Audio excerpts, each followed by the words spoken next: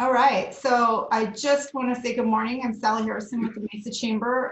Welcome to our Zoom call. This is the third call with our friends at Jennings Strouss, and today's call is on restarting your business after COVID-19, managing employment, liability, and regulatory risk. And we've got our friends John, Chris, and Otto on the call, and I'm not sure who's leading this, who's starting off. Otto's waving, so it might be him.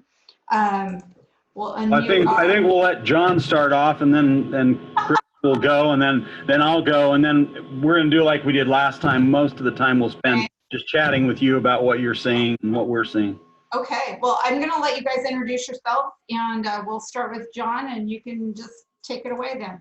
We've still got people coming in, so we'll make sure that we've got them in the room and muted as they join us. Thanks, Sally.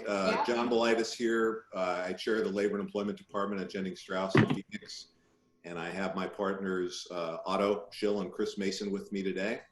I want to first thank the Chamber and thank you, Sally, for giving this another opportunity to visit with all of you in what really is sort of like the next chapter in this ongoing story of COVID-19 and the workplace.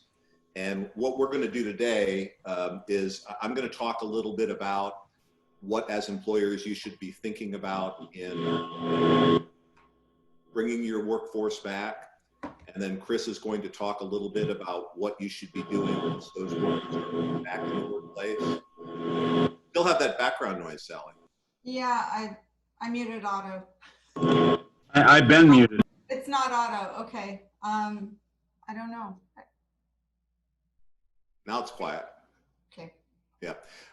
And then once Chris talks a little bit about what you should be doing once those workers re-enter the workplace, Otto's going to talk about some CARES Act issues and some updates relating to funding and relief.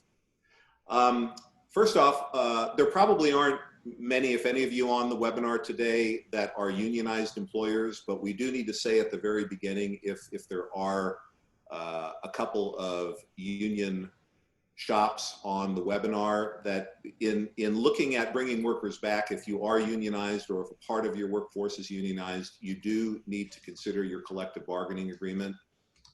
Chances are you've got one if you've got a unionized workforce, and those agreements typically will have what we call reinstatement provisions in them. And those provisions typically dictate when workers are furloughed or laid off, the order in which they are to be brought back. So if you do have unionized workers, do take a look at your collective bargaining agreement just to make sure you are compliant with it as you bring workers back. But assuming you're not unionized, we really can think about your workers probably in two categories: the people you furloughed and the people you laid off. And presumably when you made that decision, who to furlough and who to lay off weeks ago, you were forecasting who you probably were going to bring back. You probably were predicting that you would bring back the furloughed workers and may not rehire the laid off workers. So a lot of what we're going to talk about probably sounds like it makes more sense for furloughed employees, but it's equally applicable to people you laid off. Although my guess is that you're probably going to at least start with furloughed workers rather than separated ones. The question has come up over the weeks preceding this call. Can you, as the employer, literally force a worker to come back to the workplace? And of course, with a laid off worker, the answer to that clearly is no. That would be like forcing somebody to take a job, and you can't do that. And with a furloughed worker who is still technically employed, but has sort of been temporarily suspended in his or her job, you can't literally force them to come back as a practical matter either. You don't have a proverbial gun to put to their head and force them to come back to the workplace. However, you do have some leverage, and with some exceptions that Chris is going to talk about later, primarily involving the ADA, you as the employer have separation or discipline as leverage in encouraging furloughed workers to come back. So if a worker refuses or resists coming back, you can tell him or her, well, if you don't want to come back, I'm going to have to separate you and we're going to part ways, and then I'm going to call the next person back. So although you can't force people to come back, you do have that leverage.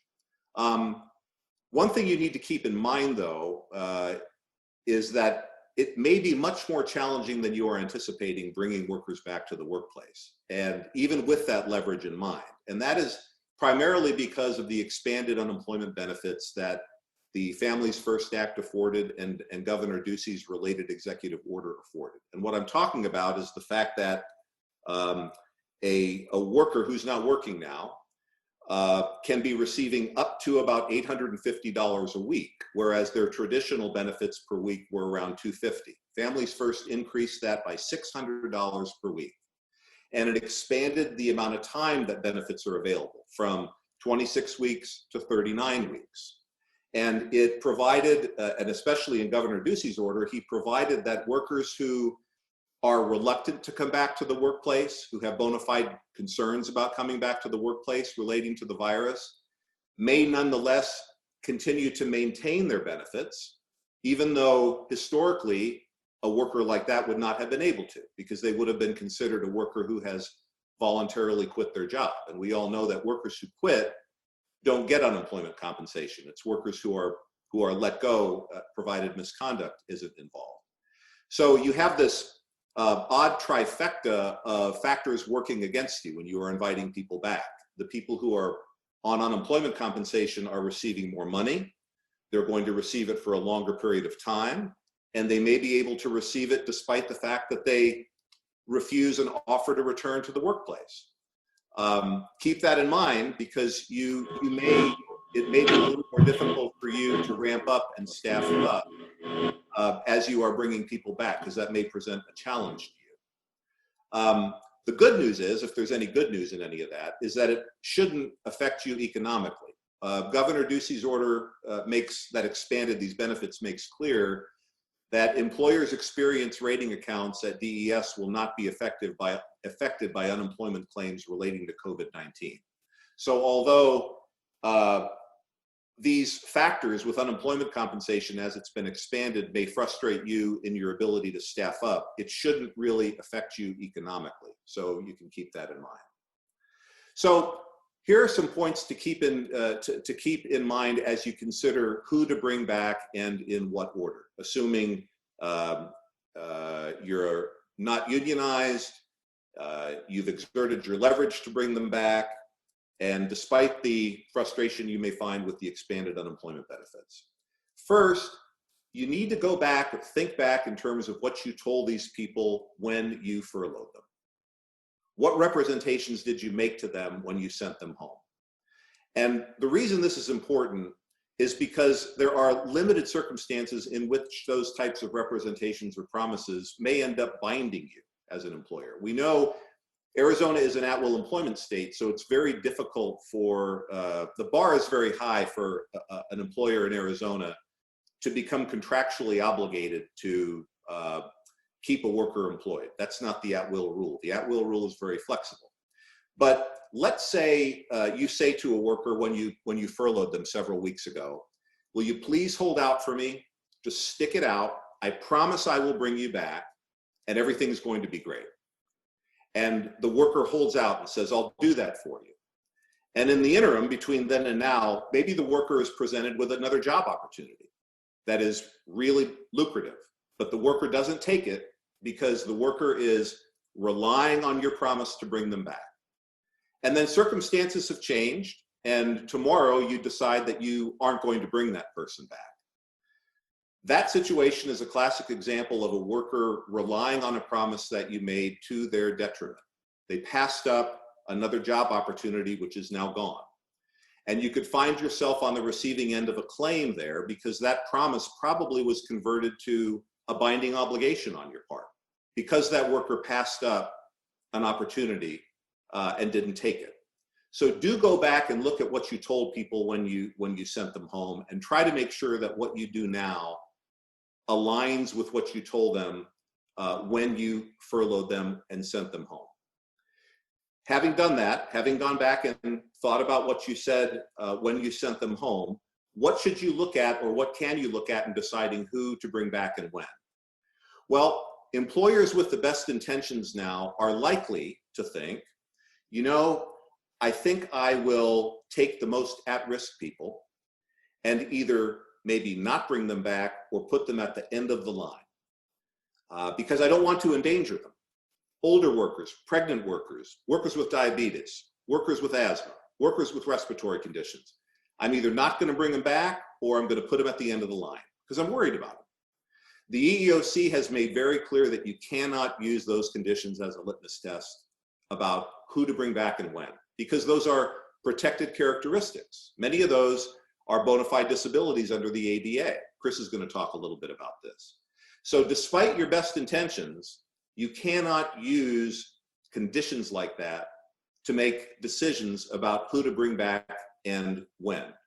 Keep that in mind. So what do you look at? Look at benign criteria. Look at disciplinary history. Look at seniority. Look at things like that in deciding who to bring back and when. But don't rely on protected characteristics in deciding who and when to bring back. And then once you do develop your group, your returning group of furloughed workers, do take a quick look at it and make sure that it is not heavily weighted against a minority or minorities. This might be something that is completely unintentional on your part. But once you develop your list of workers who you are going to bring back, you look at it, and if only 2 of them are Hispanic and 18 of them are Caucasian, you may want to rethink what you're doing. It's not intentional on your part, but it would have a disparate impact on those minorities. And then you need to revisit that list and decide if you can address that problem. Just need to keep that in mind. So let's talk about a few sort of just random points that are pretty important when you're considering all this. Your I-9 paperwork. For laid off workers, workers that you separated and that you are going to rehire, okay, not furloughed workers, laid off workers. If the I-9 paperwork that you completed for one of those workers is older than 3 years, in other words, you completed it longer than 3 years prior to the time that you are going to rehire them, you need to redo the I-9 paperwork, okay? Keep that in mind. If it's the I-9 paperwork is 3 or more years older by the time you rehire the worker, redo your I-9 paperwork. Arizona paid sick time.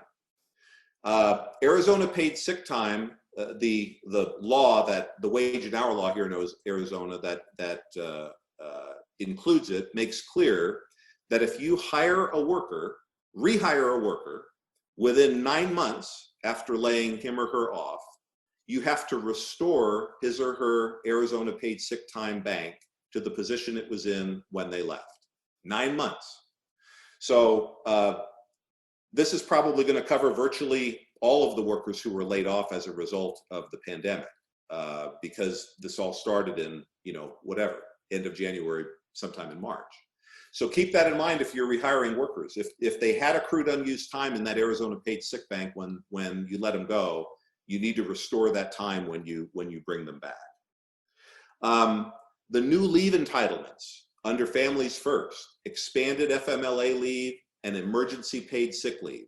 Remember, all those leave entitlements remain intact through the end of the year, through the end of December. So you may bring a furloughed worker back, and then a week later, he or she may say, I have to take expanded FMLA leave, or I have to take emergency paid sick leave. Despite the fact that they've been furloughed for a month and a half or more, you then have to honor that request if they satisfy the criteria to take the leave. It's not like that all has now gone away because you're bringing all these workers back. All those leave entitlements remain intact through the end of the year.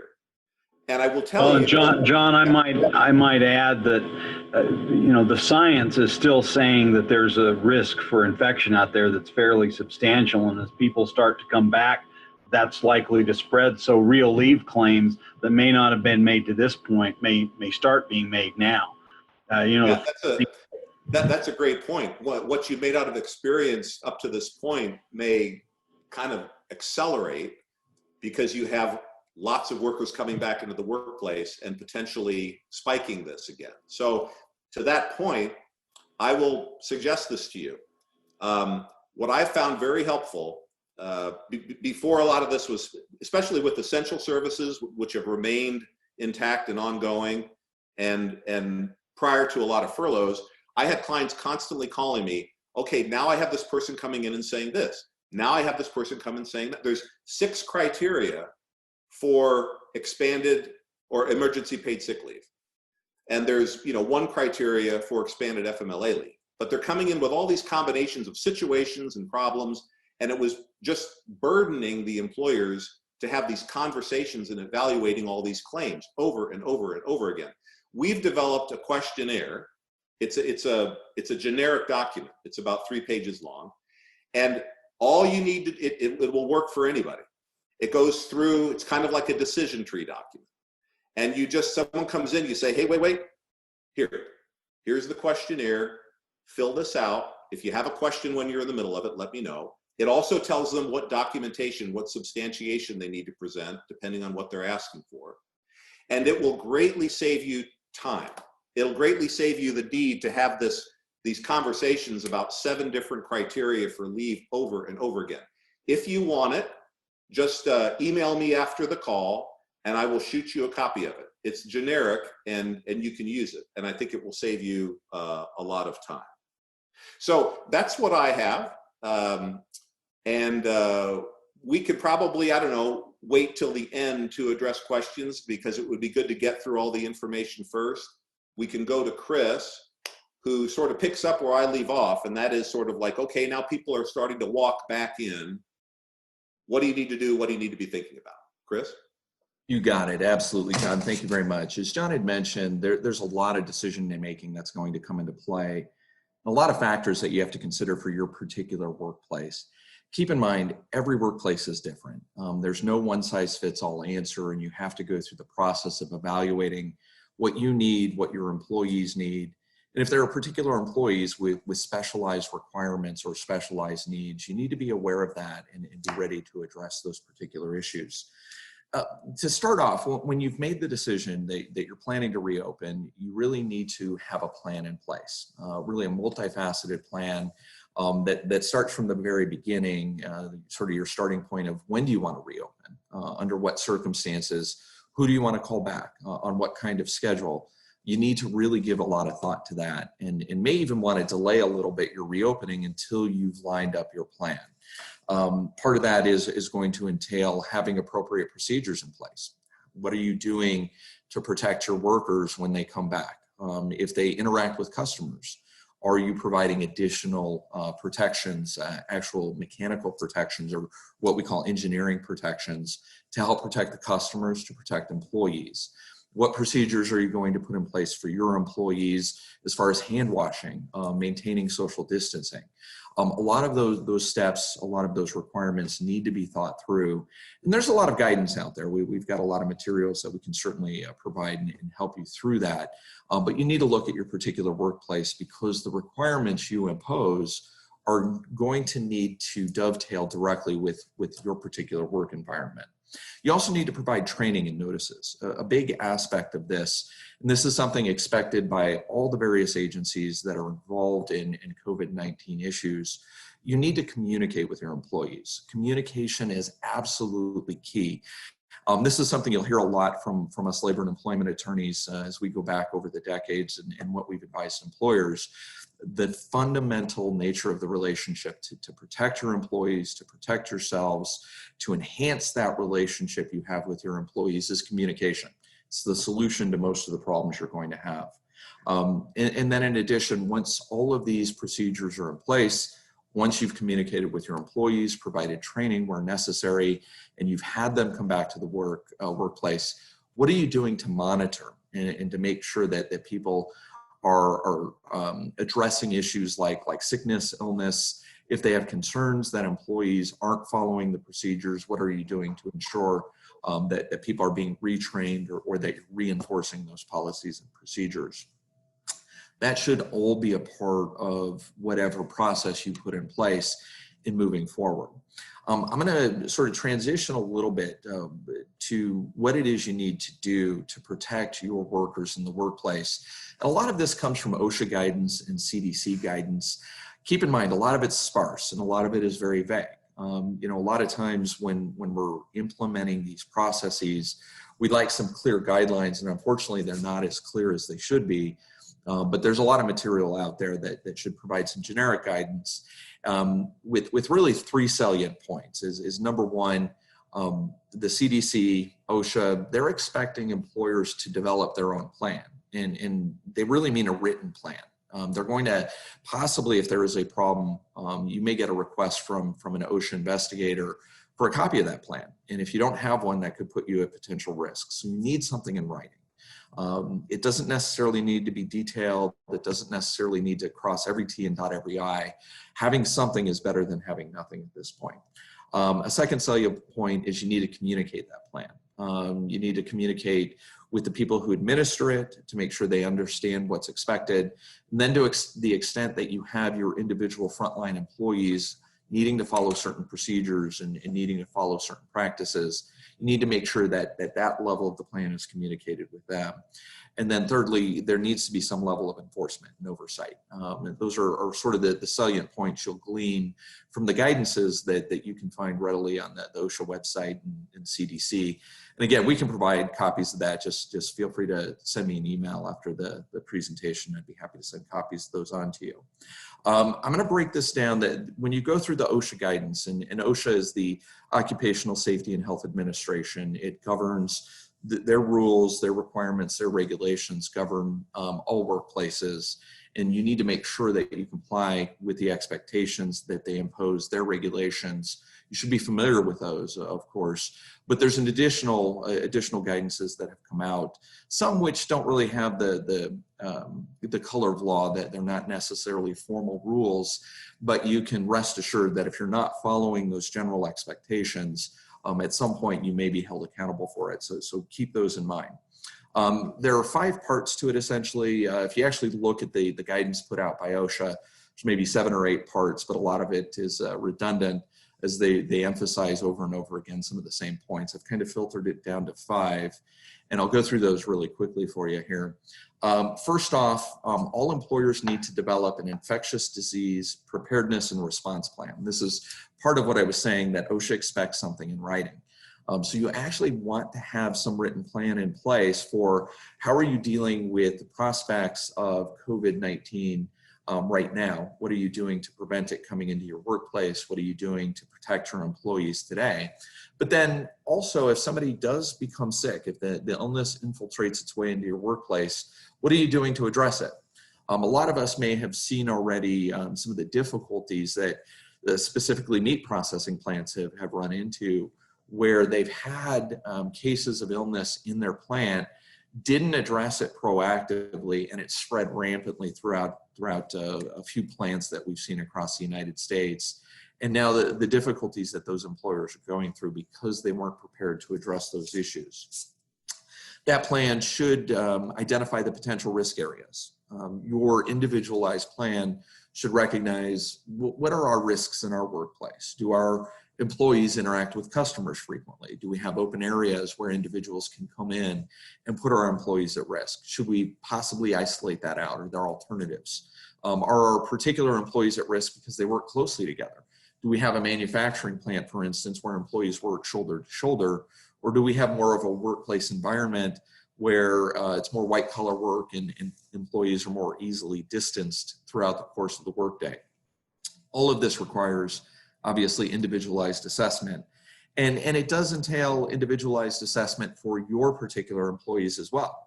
You may have employees who are at higher risk. As John had indicated, you can't keep older employees or employees with medical conditions out without pay. On the theory that you're protecting them, that might be discriminatory. You really need to allow most of your employees to make decisions for themselves if you're reopening the workplace. You want to avoid engaging in any kind of conduct and individualized assessment that puts them financially at risk or leads to discrimination. But you nonetheless want to be sensitive to concerns that they may raise. Be flexible to the extent that you can. Does it mean that you abandon your expectation that employees come back to work? And the answer to that's no. Generally speaking, you can require existing employees to come back to the workplace as long as you have your ducks in a row and as long as you're making sure to respect whatever protected rights they may have on an individualized basis. Secondly, in addition to developing an actual written plan, You want to make sure that that plan includes basic infection prevention steps. I mean, simple things like advising your employees to wash their hands frequently, making sure that there's soap and maybe hand sanitizer in break rooms and restrooms and other areas where employees may have common contact on surfaces. Your plan should at the very least have those basic elements. Instructions to employees to stay home if they're sick. Once upon a time, we used to tell people to, suck it up, come to work sick, work through your workday, get through it. That has changed dramatically. It was already changing even before COVID-19. Now with COVID-19 in place, with the pandemic that we're dealing with, the guidance has clearly reversed. The instruction to your employees should unequivocally be, if you have symptoms of illness, do not come to work. Stay home, take the sick day, don't come in, don't bring that risk into the workplace. That should be routinely reinforced. You want to encourage simple things, and I like to say, I've heard others say this, I didn't originate it, but I like to say I was washing my hands before it was cool. But we should definitely encourage people, put your hand over your mouth when you sneeze, wash your hands after you sneeze, those kinds of things. Some people may not think of that, and you want to reinforce it in your own workplace. Your plan should include those basic elements. Consider other alternatives when you're putting your own plan together. I have a lot of employers who are white collar workplaces where they may have had workers work in cubicles. Consider whether you can distance workers. Some employers I've worked with have extra floor space. So they've moved desks apart where that's not practical. They've left open desk spaces and relocated some employee stations to have greater distance between workers. I saw a news article the other day on casinos that are reopening as an example. They're actually, and for those who've been inside a casino, the seats are right next to each other at things like poker tables and at slot machines. And they've literally started closing down slot machines where people have to be distanced between the slot machines. At the poker tables, instead of having 8 seats around a table, they've now limited it to 3 seats around a table. These kinds of measures may not be practical. You may not have a casino you're operating, of course, but similar types of steps and measures may be appropriate for your workplace, and you should consider them and what you can do. We've seen in the grocery stores, plexiglass barriers that have been put in place. Is that something appropriate for your workplace? That's something you should consider. I'm not saying you need to implement any of these particular measures, but you need to think about them and think about whether or not they may be practical and consider that as part of your overall written response plan. One thing that I will add in, and we'll get to it more, are some of the mechanical changes that you can make to minimize the spread of possible infectious diseases in your workplace, and we'll talk a little bit more about that. The third part of the assessment, I've covered the first 2 parts, have a written plan, number 1. Number 2, have basic preventative measures implemented and communicated to your employees. Number 3, what do you do when somebody does get sick? My unequivocal answer, and you'll see some different guidances on this and some different instructions, but to me, it's really a simple answer. If somebody's sick, stay at home. Send them home. There's no question in my mind, unless there's some necessity to have some sick worker in the workplace, and I cannot fathom many reasons or justifications why that might be. My answer is send them home. But in the process of identifying that, encourage employees to self-monitor. Instruct employees that if they have illness to notify the workplace. It's really important too. If somebody's contracted COVID-19 or they've been in care of somebody and have had really, really frequent close contact with somebody who has contracted COVID-19, instruct your employees to notify human resources and notify management. That's something that you want to be aware of. There may be times, and I've helped quite a number of employers work through this, where employees have actually been diagnosed with COVID-19, and what steps and measures those employers have taken after learning of that. Do they notify other employees? Who did they notify? What did they do to sanitize the areas that that employee has come in contact with? These are all questions you need to be prepared for and need to be prepared to address. And hopefully there's at least some measure of discussion of this in your overall risk assessment plan and in your response plan. Fourthly, you want to develop a communication system. How are you communicating these issues and these instructions And these expectations to your employees, are you putting out notices to your employees? One of the things that I encourage employers to do is when you're inviting those employees back into the workplace, send out a welcome back type memo, an email, a memo, a letter, however you want to caption it. I've got a good template. If you want it, let me know. I'll be happy to email that to you. But you want to put something out to your employees, if for no other reason than to provide them with some guidance of what the expectations are, to let them know, hey, we care, we are concerned, we have implemented these measures. Now, the reality is opinions on these issues vary dramatically. We've all recognized it. I've talked with some employees on the polar one side who say, this is ridiculous, we are overreacting, we shouldn't be going through all these steps. And I've dealt with individuals on the far polar opposite who say, we should all continue to stay locked up in our homes for the next 6 months so that nobody gets COVID-19. And then there are varying opinions, obviously, in between. But by putting out our communications, we're sending the signal that we respect everybody's viewpoints. We are taking safe measures regardless of what opinions or what side of the spectrum somebody happens to fall on. We respect your viewpoints. We're not here to debate it. We should respect them, but here are the measures we're taking to protect you in our workplace. So the communication and training on those communications are going to be absolutely key. Fourth is the implementation of the controls. What are you doing in your workplace to monitor the situation? You don't want individual employees sort of armed like personal self-appointed hall monitors. You don't want individuals walking down the hall and pointing out violations and instructing each other on what they should or shouldn't be doing. That's going to lead to a lot of friction and unnecessary individual policing that you don't want. But you want to make sure management is aware of the requirements, that they're monitoring what's going on in the workplace. You want an avenue if employees do have some sort of concern, and you don't have to be specific and say, hey, if you want to police your fellow employees, notify Bob over in HR. But at the same rate, you want to leave open an avenue where you've generically notified employees if they have any concerns that they can go to HR, specific individuals in HR in particular, if that's possible. The workplace of Chris, I might add, I think that's a particularly important point, since just in the last couple of weeks, we've seen everything from fistfights to shootings break out at retail establishments over just that issue. If somebody's not behaving the way somebody else thinks is appropriate, they get pretty upset about it. So having a way to resolve that dispute set up is pretty key. Thank you, Otto. That's a really, really good point. As you can see, I mean, some people are very up in arms, no pun intended, over some of these issues. And you have to recognize that. You may have some personnel, some of your own people who feel the same way. And the goal is to minimize the friction in your workplace, get everybody to respect authority within the workplace and respect the procedures you're putting in place, with an avenue that if they have additional concerns, they can bring it to your attention. Does that necessarily mean that if somebody wants the business locked down that you're going to do that? No, that doesn't necessarily mean it. I know, for instance, a number of the airlines have a number of employees who've said you should shut down the whole airline.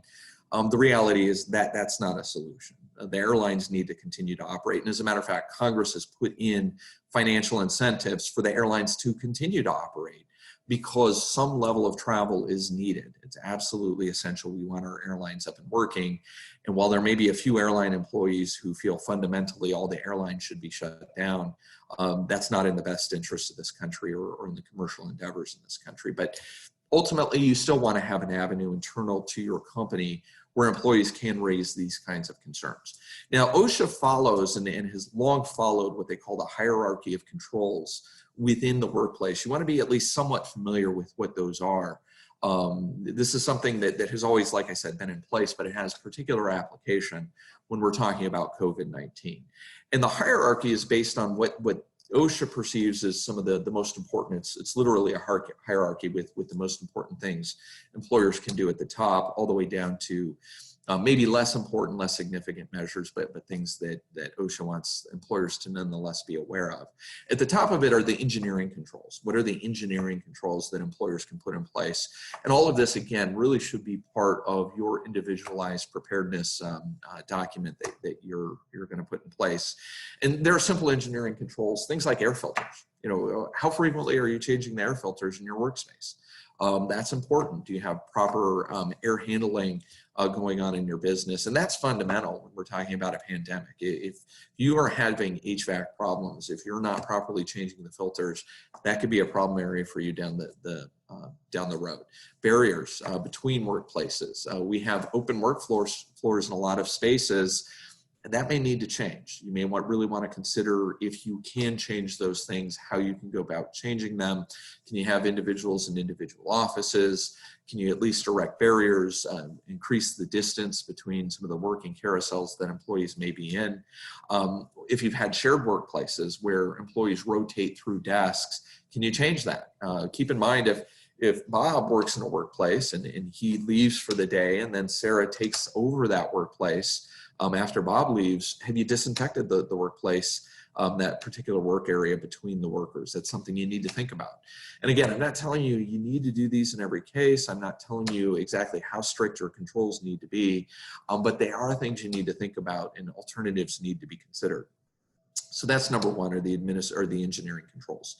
Number two, and next on the level of the hierarchy, are the administrative controls. Things like reduced contact. That's really important. Administratively, can you have flexible work schedules? Things where you have fewer employees in the workplace at once. Can some employees telecommute? Can some employees partially work in the office and partially telecommute? Can you have modified work schedules where you have half the workforce work the first half of the day and the second half work the second half, all with the goal of minimizing the number of people in the workplace at any given point in time? These are alternatives that you should really be thinking through and considering for your particular workplace.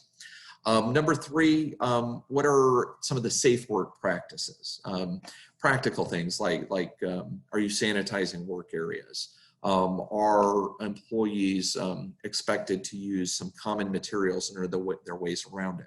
For our own workplace, I'll give you an example. For those employees who are coming back to our firm and will be working in the office, we've bought stylus pens for employees, everybody to have one of their own. And so when they're using the copying machines, or that they're using some of the other equipment in the office, they can take their own personal stylus, and instead of touching it with their fingers, they can touch that area with the stylus, and they're expected to keep the stylus clean.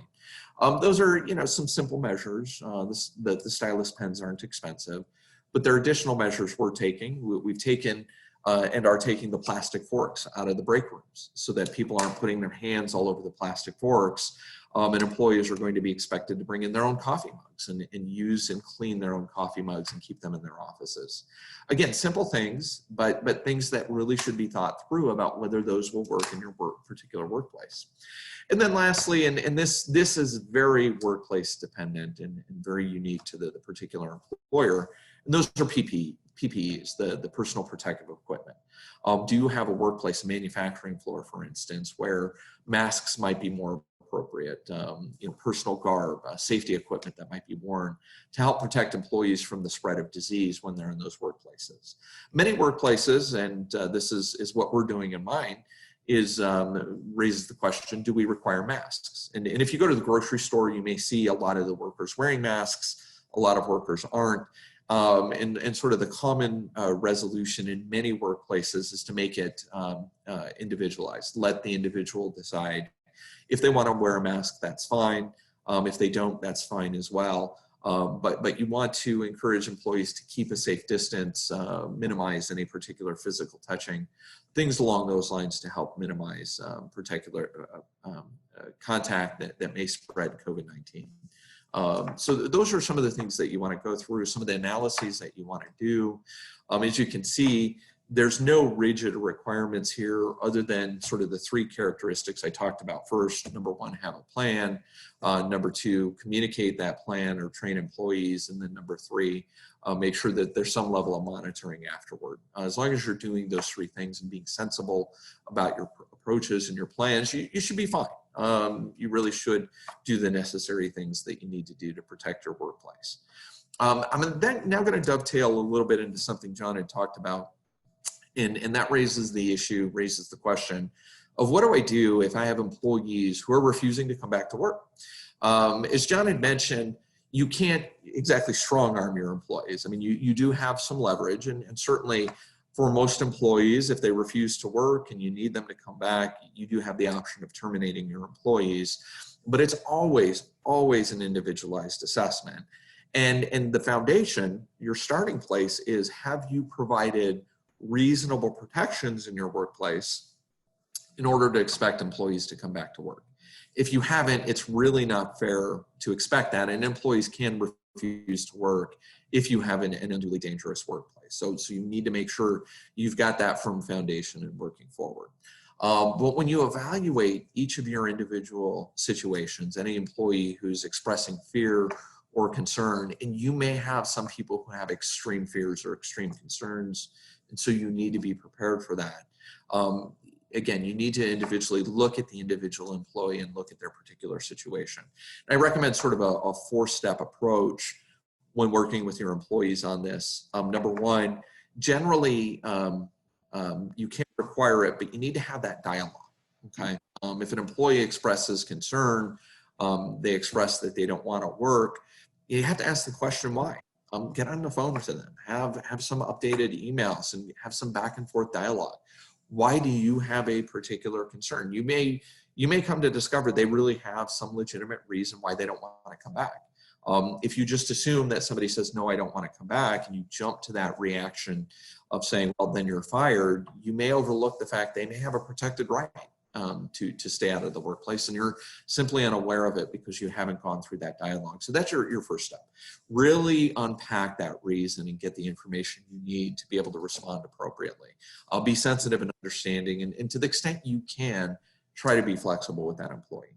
Number two, consider alternatives. Consider, and actually before getting to that, consider leave rights. Consider whether or not the employee has some legal right to leave. You know, when you start unpacking their reason, they may say, look, I don't want to come back because I have kids at home I need to take care of because their school closed.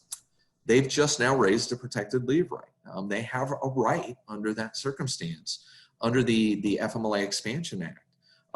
They have the right to possibly stay home and take care of their children. It needs to be evaluated. There are a number of criteria that come into play, but they've now raised something that on the face of it looks like they may have a leave right. And to top it off, it may even be a paid leave right. So you need to evaluate that, and it's always an individualized assessment. You may have, and this is a big area, our ADA rights. If you've got somebody with some sort of paranoid disorder or some mental condition, and their expectation that the workplace stay closed, or their expectation or expressed fear about coming back to the workplace may be fostered by an actual mental condition, and you need to be aware of that. If they've expressed, look, I can't come back, I've got a diagnosis, I've got a generalized anxiety disorder, I can't be around people right now, I have obsessive compulsive disorder, I can't come back. You need to recognize that may be a reason to enter into some sort of dialogue over an accommodation. We know generally that preferred accommodations aren't necessarily the ones you need to give. Extended unended leave may not be an appropriate or required accommodation. But before you jump to any of those conclusions, you have to enter into an interactive dialogue with the employee if they have some sort of disability that's protected by law. So all of this requires individualized assessment, and you've got to go through that process and make sure you've ruled out possible leave rights under the various laws that come into play. Thirdly, always evaluate possible alternatives. And whether they have a leave right, whether it's a protected right, whether they're disabled or not, consider alternatives for all employees. Is this somebody who, practically speaking, can work remotely? Is it somebody who can work a part-time schedule so they're in the office on a limited basis? Is it somebody we can work with their schedule and work different hours of the day when they have minimal contact with other employees? Again, it's all individualized, as you can see, but it is something that you need to go through and consider for all of your workers. It's going to protect you against legal claims, and it's going to reinforce for employees that you care about them and you are concerned about their well-being. And then lastly, after you've gone through all these processes, all this lengthy evaluation, you need to implement your decision. Make a decision, go forward, but then monitor how effective it is. Is it working? Is it not working? Are there tweaks that we need to make to it? Are there alternative proposals that we need to start to consider? All of this is part of that process that you really need to go through. And so in bringing this in, I mean, this kind of summarizes the steps you need to go through, the considerations you need to implement, what you do, how you handle employees who may not want to come back. Understandably, as John had mentioned, for some workers, they may continue to receive unemployment, they may not. It just depends on the circumstance. I've advised employers that while some employees who refuse to return to work may not qualify for unemployment, they may. It's really up to the Department of Economic Security. As the employer, it's not your decision. It's the government's decision, and so you want to kind of stay out of delving too far into those kinds of issues. The advice you just give to your employees is, look, we're calling you back. We expect you to be back. If you have an individualized reason why not, well, we're happy to hear it and talk through it. But otherwise, we need you back to work. That's primarily it.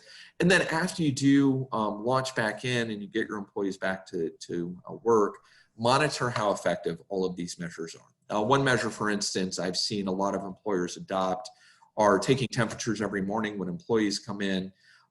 Evaluate whether that's something that you want to do. I've seen employers go left on the issue. I've seen employers go right. There's no requirement expressly that you do it, that you not do it. You do have the right under some very well-established guidelines to take temperatures when employees show up every day. Have to keep in mind, you need to keep that information confidential. It is considered a medical exam. You can't share with other employees, what particular temperatures are, or even if an employee has told you, hey, I have COVID-19, you can't announce to the workplace that Bob Smith has COVID-19. You're now revealing confidential medical information. You can't obviously notify employees, hey, we have an employee who is in the workplace who has contracted COVID-19. You may have had contact. We can't share names, but we are putting you on alert, on notice that has happened. But again, all of these are evaluated on a case-by-case basis, and you need to be aware that there will be requirements that come into play. So I've talked for quite a while, probably tired of hearing my voice, so I'm going to sort of pass things off to Otto, and he'll fill you in on some further details. Hey, may I just add one thing real quickly before Otto starts? Before we got on the call this morning, I hopped on the CDC website because the CDC just released pretty much overnight sort of a new set of guidelines. It distilled what previously were like 70 pages of stuff into some what they call tools, which are one-page documents that are sort of like decision tree documents that ask questions and tell you what to do in certain situations. And I will tell you that it has become if you get to the section in there about businesses, workplaces, and so on, it's become very granular, the resources that they have now offered. And the CDC then links you to all of the OSHA material. And what I found to be the best document on there right now is the FAQ for employers. And they have a whole list of things like, what do I do if I find out, like what Chris was just saying, what do I do if I find out that someone has it? What do I do if someone tells me that they were exposed to somebody with it? And you just click on each of those questions, and then it opens up a window and it tells you what you should do. It's just putting together the written plans that Chris talked about. I really would get on the CDC website, click on the OSHA resources within that website, and you pretty much probably would be able to lift a lot of that material in its entirety and then turn it into your plan. If you don't have to start from scratch with any of this stuff. So definitely recommend that you check out the CDC website. John, I did the same thing this morning, and I think it's particularly important because every other government agency refers to the CDC for its standards. Mm-hmm. Yeah, and add to that, I do think that's a great idea. Make sure whatever you're clicking into your plan, though, actually applies in your workplace. So the last thing you want to do is click put any kind of procedures or expectations in a plan and then not follow them. That could actually create more harm than good. So it's kind of like, you know, we have form employment handbooks, and we'll send those out to clients. Advice is always, don't just put your name on it and put it in place, because there may be a lot of provisions in there you're not actually following, and that could create a lot of problems. So just make sure you're applying what you're actually putting into your plans. Yeah, if you're running a call center, don't use the restaurant stuff. I mean, because there are some business specific guidance that they have on CDC for specific industries. But like Chris said, just don't do this quickly and just throw it together, because when OSHA asks for your plan and you're running a call center and it's talking about how you wipe the bar down, it's going to be a problem. So, yeah. All right, Otto, are you ready? All right, ready to go. So I know we're getting tight on time. We started a few minutes late, but we wanted to update you on some of the financial and business issues that are going on with some of the funding sources and the Treasury Department's responses to all of this. Pretty sure the Treasury Department needs help, and I've given serious thought to volunteering 1 day a week. Little concerned about those folks.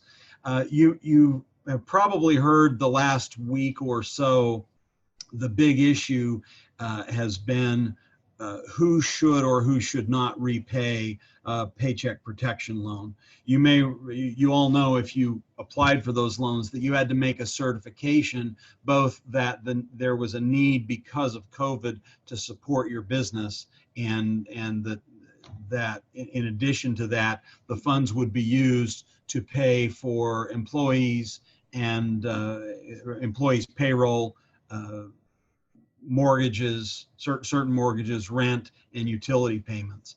And the question, after the first round of PPP money went out so quickly, you'll remember that the president and the Treasury Secretary became upset with several large institutions who qualified under the size standards, but they thought shouldn't have taken the money. And ever since then, Treasury Department has been retroactively producing guidance that to try and force companies to give the money back, because there's a limited appropriation, and that has to be spread between all of the people who need it. They say that the original intent was to benefit small businesses, not these larger businesses. And so you'll remember that the first thing they did, the SBA administers this program and most of the others, and the SBA put out a frequently asked question set, and question 31 that they added about a week or week and a half ago said that if you were a company, a public company with substantial value and access to other alternative sources of capital, you shouldn't have gotten a loan. Well, that sent everybody into a tailspin trying to figure out who had to pay it back, because the Treasury Department gave a May 7th deadline for repayment. Once the consternation started to surface, then the Treasury Department extended that to May 14th. Then they took both deadlines away altogether and said instead, any business who got less than $2 million in loans would be deemed to have made their certifications in good faith. Any business over $2 million in loans would be audited, and will do other audits as appropriate. That was important because the government has 3 levers against businesses who they conclude didn't qualify for the loans. The first lever is they can deny loan forgiveness. The second lever is they can bring criminal action under false statements statute. Think of Martha Stewart and what got her in trouble. And then there is something called the Federal False Claims Act, which provides for civil liability if a company or a person makes a false or misleading statement in connection with making a claim for money from the government. That False Claims Act statute is particularly troublesome because the complainant can either be the government or someone they call a relator, anybody who believes that a mistake has been made. And so it could be one of your employees who thinks you didn't qualify. And so the fact that the government came in and said anybody who gets a loan of less than $2 million is deemed to have made a good faith certification. Well, that was a big sigh of relief, and it should be for most of you, because now you don't have to worry about that kind of liability. Having said that, there are audits coming, and we've had several interesting questions about that may impact those. And everybody who's gotten a PPP loan likely wants to have it forgiven, because that's part of the statutory benefit. And to have it forgiven, you have to file an application with your lender. And our guess is that that application is going to be robustly scrutinized, not at all like the application for the loan was just sent through. We think that the lenders are going to be required to look heavily, and some of the wording of the frequently asked questions from Treasury and SBA indicate that the government will also be looking at those applications. So we think it's important at this point that you start documenting both the basis for your certifications. Why did you believe that your business was going to be negatively impacted? Describe in some detail in a written form the uncertainty, the specific uncertainty that you face because of COVID. If you're a restaurant and Mayor Gallegos or Governor Ducey said you can't serve food in-house anymore, well, it's fairly obvious that you can demonstrate the problem by an official document, but your business may not have had to shut down. You may be an essential business. And in fact, if you look at other standards that the Treasury is putting out, the tax credit against employer FICA tax that's available to employers outside of the PPP loans and the Coronavirus Act, the first act that was passed, provides a standard that says that if you were an essential business and you were operating, you're not going to be eligible for that because you can't demonstrate the requirements of that statute. So it's important, we think, to document what the specific uncertainties was and what your financial need was. You should go back in time and look at your financial projections earlier in the year and last year. What was your performance? Compare it to now, compare it to what you knew, and document what you knew at the time that you made those certifications. Again, for smaller employers, we don't believe the criminal liability or the False Claims Act liability will now be an issue, but we do believe that that documentation will be very important with respect to loan forgiveness. So comparing your financial analysis and letting people being prepared to demonstrate to auditors those issues are important. We think that well, we'd hoped by today to have guidance on loan forgiveness. There was an article in the news 2 days ago that said it would be coming out that day, and here we are, no guidance yet. So more to come on loan forgiveness, but now is the time, when you're not under the gun of an audit, to figure out or to document all the reasons that it made sense for you to apply for aid in the first place.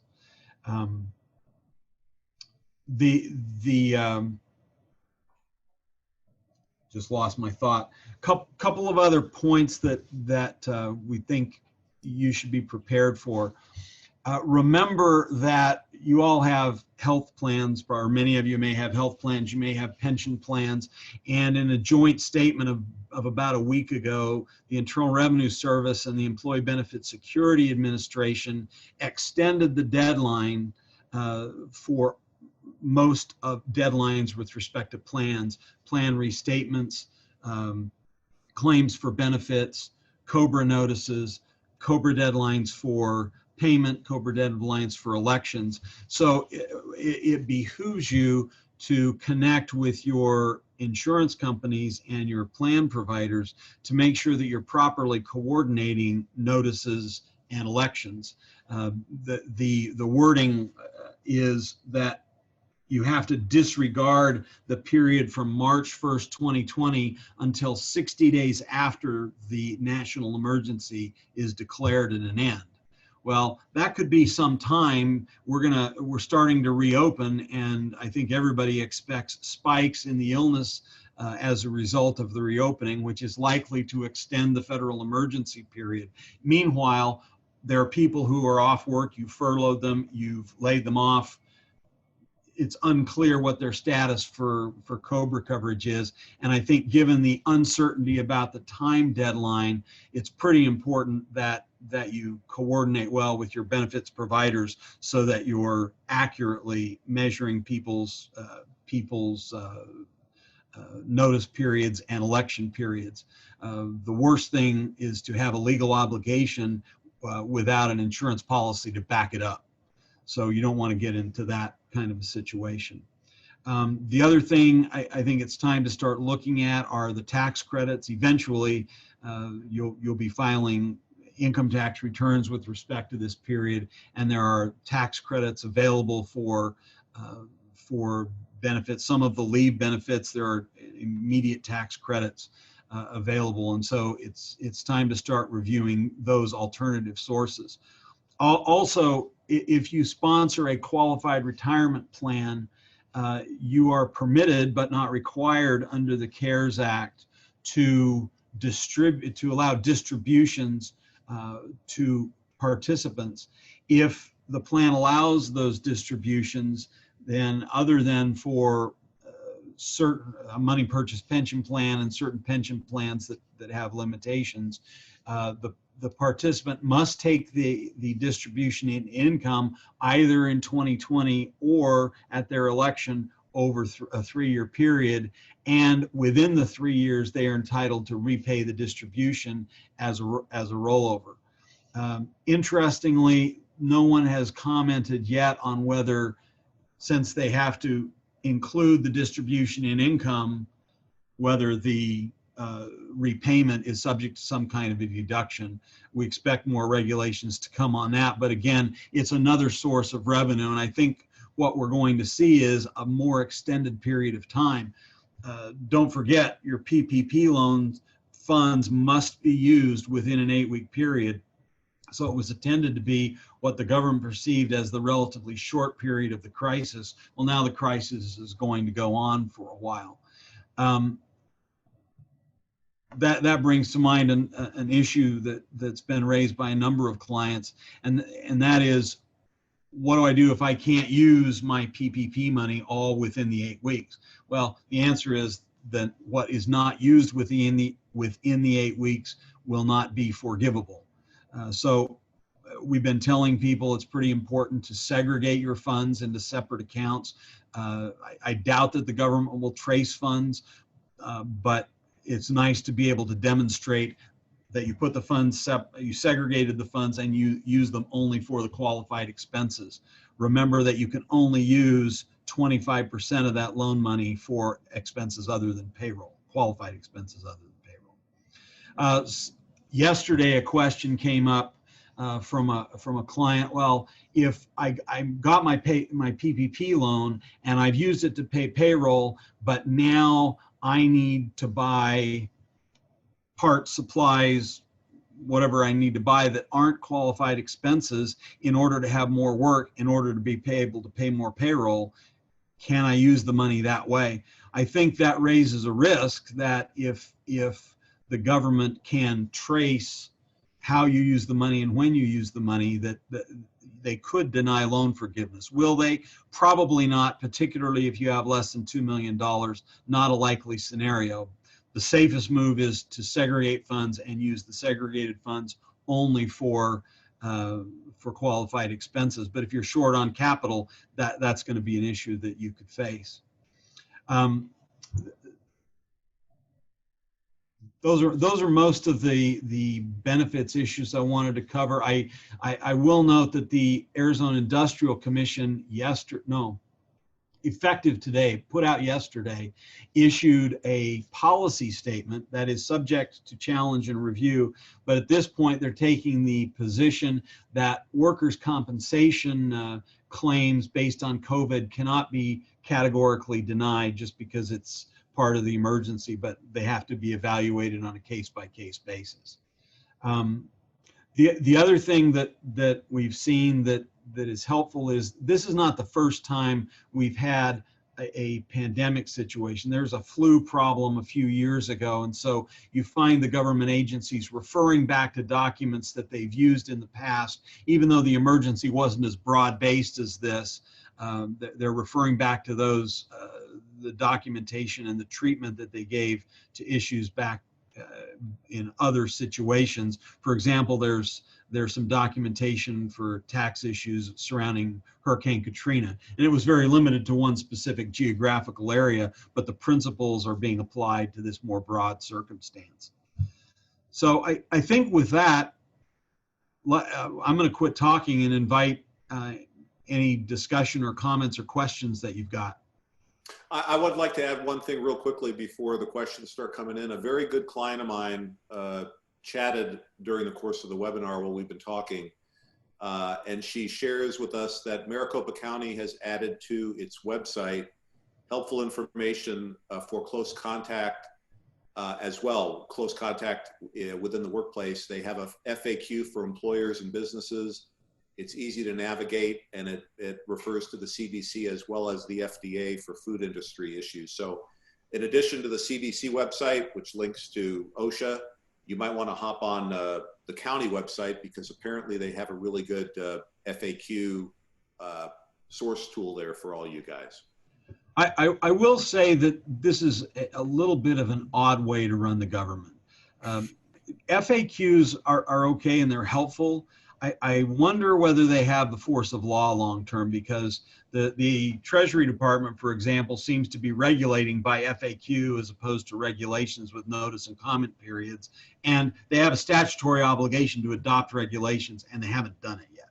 So, I think this only goes so far. I think when we get to the enforcement side of PPP loans, for example, I think it may be easier to demonstrate good faith and to rebut an attack by the government because of the disorganized way in which they've approached some of these issues. Yeah, absolutely.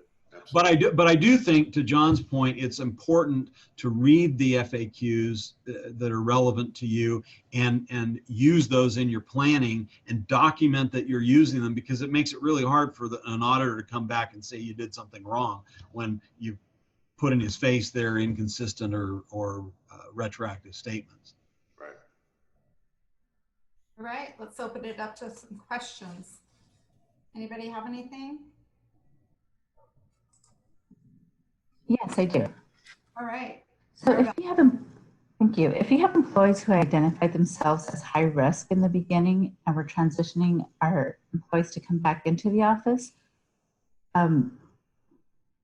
do we have to, is it okay to leave those employees last, or if they want to come back into the office, we have to allow them to come back in as well? I can jump in and answer this. Employers shouldn't make any assumptions about an employee's current intent or state based on what they've said before. Somebody's indicated that they're at high risk, or they may have a desire to stay home, or even maybe they've left the workplace earlier than most employees.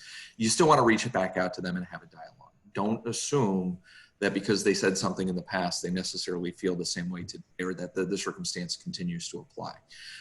What you want to do is you want to reach out to them, invite them back. If you're bringing all the employees back at the same time, invite them as well. And you can maybe make an exception for them. You can contact them and say, look, we're not going to require you to come back. You have high risk indicators, as you've told us before. But if you'd like to come back, you're welcome to as well. We want to avoid being overly paternalistic when it comes to people's age and medical conditions. The law is really clear that except in cases where there is a direct threat, and we won't get into that, that's a convoluted doctrine, you are not to assume that somebody is necessarily unable to perform particular work tasks because of their medical condition or their age. You really have to go through individualized assessment. So to simplify, call them up, talk to them, see if they want to come back, and if they do, bring them back. Okay, thank you. Thank you. Anyone else? Chris, what if they don't want to come back? What if they don't want to lose their job, but they're not ready yet? How will that analysis differ? Yeah, I'm encouraging employers to try to be as flexible as possible, try to be understanding, not only because you want to avoid a potential legal issue, but it's good for morale. It's good for employees. It shows respect and you care about them, especially if they have high risk indicators. And we know from those guidances from the CDC and OSHA, they are encouraging employers to be very sensitive to employees who do have high risk indicators. That being said, there may be times where you really need employees back. You need to go through that individualized assessment to determine whether or not you can make those exceptions. And what happens if you start making exceptions, how that might snowball on you. So there's a lot of individualistic determination. But I'm encouraging employers really think long and hard, try to be flexible, consider alternatives. Sometimes that's the solution. You may have somebody who doesn't want to be in the workplace, but might be able to telecommute. That might work. Or maybe there's some minimal workplace contact that they have, and the rest of the work they can do from home. Think about all those alternatives. Keep in mind that we're used to thinking that once someone has used up their available leave, if they don't come back to work, they're done. And we're in a period of time that's a little vaguer than that right now. There are some people who may stay home because they can get paid unemployment insurance that's greater than they normally would get. And so they may feel like they want to do that to be safer. So until the governor rescinds that executive order, until the federal benefits expire, there may be this weird middle ground where you don't act as categorically. At the same time, you can't discriminate. So if what you do for one, you got to do for all. So developing a framework for individually identifying the issues is pretty important. Are there any resources or guidance for employees that need to travel? You mean resources in terms of precautions you should sort of tell them about when they're traveling, or resources about whether or not you should allow them to travel, or what? I would say resources about bringing some people that are furloughed back on and that need to go into a traveling role. I think you guys gave some good guidance on drilling down and talking to them about returning to work.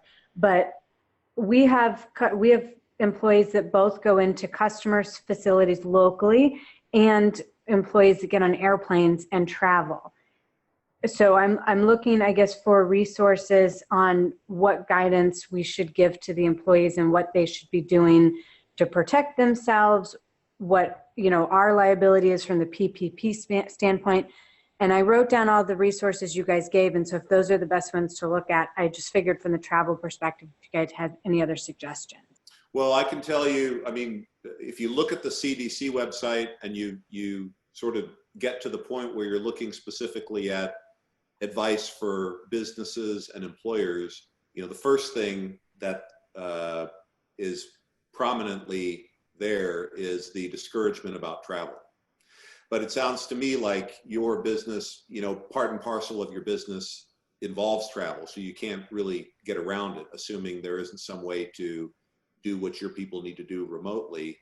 And my guess is, although I haven't looked at it specifically, I'm going to bet that on the CDC website, there is going to be some resources about travel. And they may not just be specific to employers and the workforce.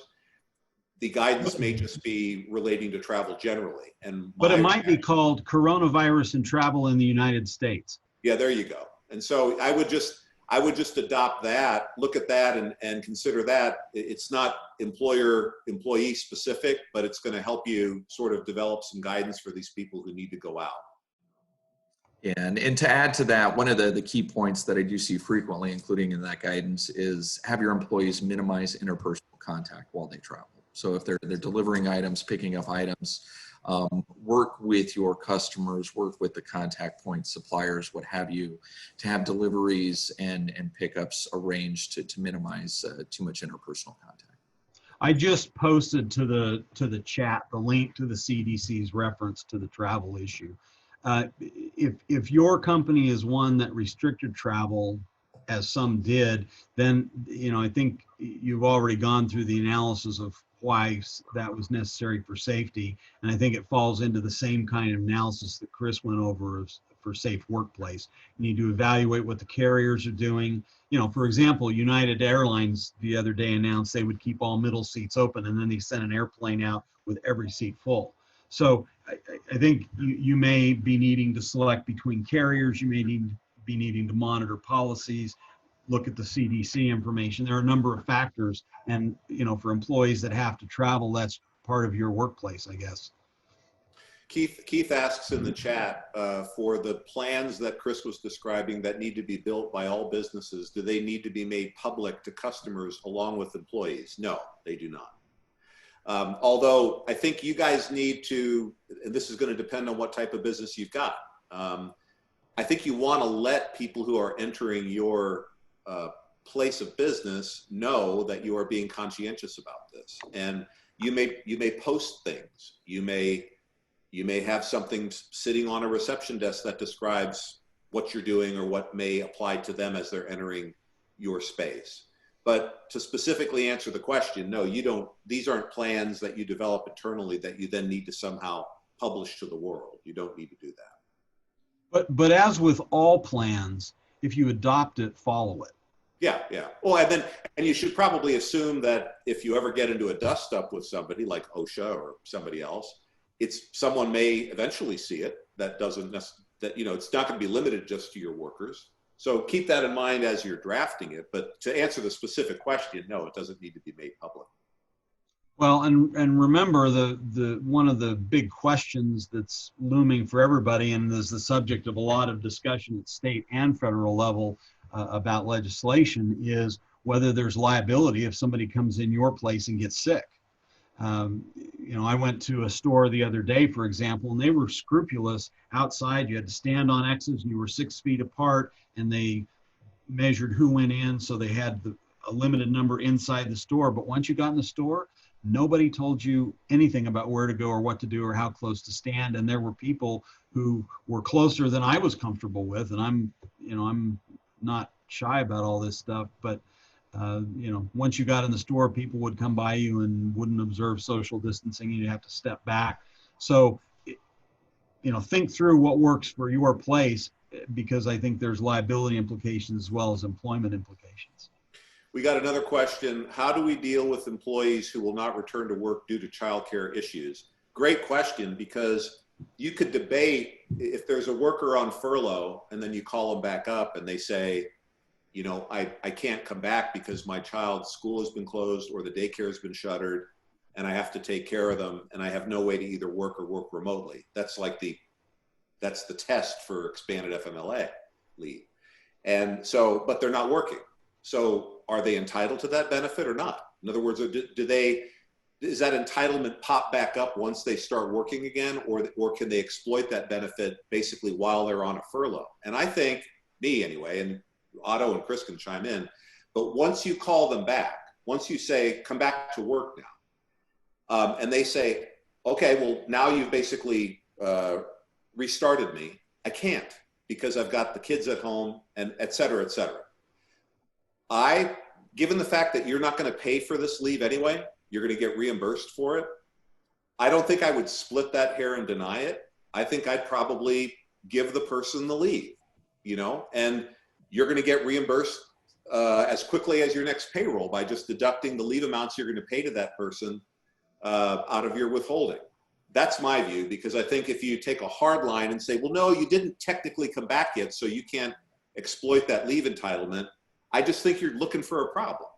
Chris, I mean, the answer might be different if this money was coming directly out of your pocket and you had no way to recover it, but you do. Well, the other thing. Sorry, go ahead, Anna.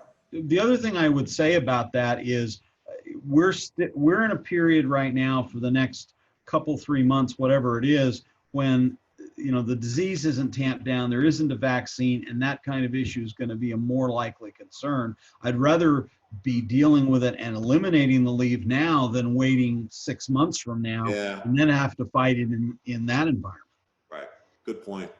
Yeah, and to add to that, I'm in full agreement. I mean, the Department of Labor has made it very clear that these paid leave rights don't apply when people are out on furlough. If you've called them back, you've basically taken them off furlough. Even if their response is, I can't come back, you've already made the invitation. I'm in full agreement with John. Don't invite the dispute. Don't invite the legal claim. Don't invite the problem. Put them out on the paid leave if they qualify. They may not. I mean, you have to go through that evaluation. But if they qualify, you know, and document it. This is something that gets overlooked by a lot of employers, by the way. Document when employees are taking these kinds of paid leave and you're making the deduction from the payroll payments. You need documentation to back it up, because if you're audited by the IRS and you don't have documentation, you may run into some difficulty. So make sure all of this is being properly documented as well. But that being said, I wouldn't hesitate to grant the leave under those circumstances. You're going to get the money back. John, do you see we have one more question? Maybe we can make this the last question. And if you guys want to add your emails, maybe your contact information for the participants, maybe they can email you directly if they have something that comes up later this evening or this weekend, they think of something. Hey, Sally, I'm looking at the chat and I don't see an additional question. Could you? Okay, there's one here. Did you get the one from the, it says owner, can someone address the PUA, DUA? Do you No, see I don't see that. Mm-mm. Oh, that's because they sent it directly to me. I'm sorry. Can someone address the PUA, DUA for self-employed regarding members of an LLC that can't be on payroll and we need to work modified hours? So we are working some hours, but nothing like usual. We are able to file for, are we able to file for PUA, DUA with state wages? And if so, for how long? Chris? What's Distracted myself. I apologize. I didn't quite get the question. Could you ask that again? what is PUA GUA? Yeah, that's why We're looking like this. I turfed it to Chris. I'm quickly trying to Google. Yeah. Well, okay. So it came from somebody named owner. So maybe they'd like to just unmute and ask the question. Oh, okay. Oh, yeah, the pandemic unemployment. Yeah, there's actually two kinds of unemployment programs in place right now. And I'm trying to remember the timing. One is the expanded unemployment that provides the extra $600 a week provided by the federal government. That has one expiration date. I want to say that expires, it's either the end of June or July. I can't remember the exact expiration. I think it might be the end of June. And then the other program allows for expansion of